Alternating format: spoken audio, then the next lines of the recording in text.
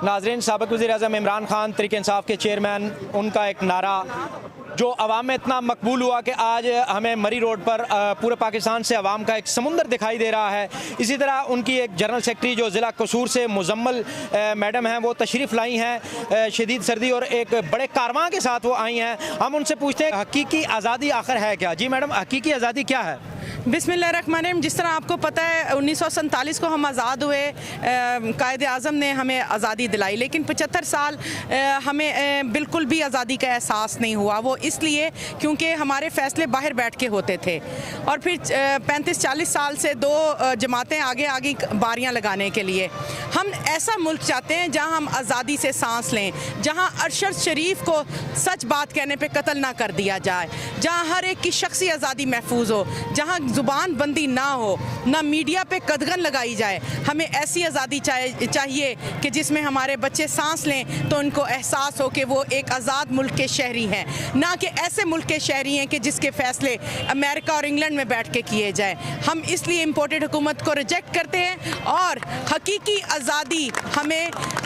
आज़ादी के लिए आज हम इकट्ठे हुए हैं। इंशाअल्लाह ताला हम हकीकी आज़ादी लेके रहेंगे। जल्दी से जल्दी हमारा मुतालबा है कि इलेक्शन अनाउंस हो और ताकि 2/3 नहीं, अब भारी अक्सरियत से इमरान खान आएगा वज़ीर आज़म बन के। आज आवाम का एक बड़ा समुंदर देखकर आप इस हकीकी आज़ादी मार्च को सियासत पर, पाकिस्तान पर और मौजूदा जो सियासी हुक्मरान हैं उनको किस तनाज़ुर से देखती हैं?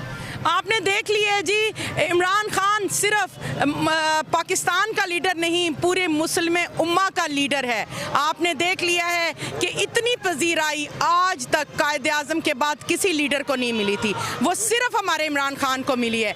इंशाअल्लाह ताला Imran Khan is a next prime minister. Imran तेरे जानिसार बेशुमार बेशुमार, इमरान तेरे जानिसार बेशुमार बेशुमार। और मैडम, अगर आज इमरान खान के जो भी मुतालबात हैं अगर वो पूरे नहीं किए जाते तो क्या ये जो हकीकी आज़ादी मार्च है, जो हमारे ज़राए और मुसद्दक़ा इत्तलात के मुताबिक रात को किसी लम्हे ख़त्म हो जाना था, क्या रुक जाएंगे, धरने की शक्ल में होगा या लॉन्ग मार्च इस्लामाबाद की तरफ चढ़ाई करेगा? भाई, हमारी लीडरशिप जो फैसला करेगी, इमरान खान जो फैसला करेंगे, हम मनोअन उस पर अमल करेंगे। हम इस्लामाबाद पिंडी में बैठे हुए हैं, हम अपने कायद की एक आवाज़ पे लब्बैक कहते हुए जैसा वो कहेंगे वैसा करेंगे। जी नाज़रीन, आपने जैसा कि देखा कि आवाम की मोहब्बत, आवाम का एक समुंदर, मेरे चारों तरफ आवाम का एक बड़ा समुंदर जहां पर जोशो खरोश, हालांकि शदीद सर्दी के आलम में रात के पूरे मुल्क से जो कारवां हैं वो आना शुरू हो गए थे।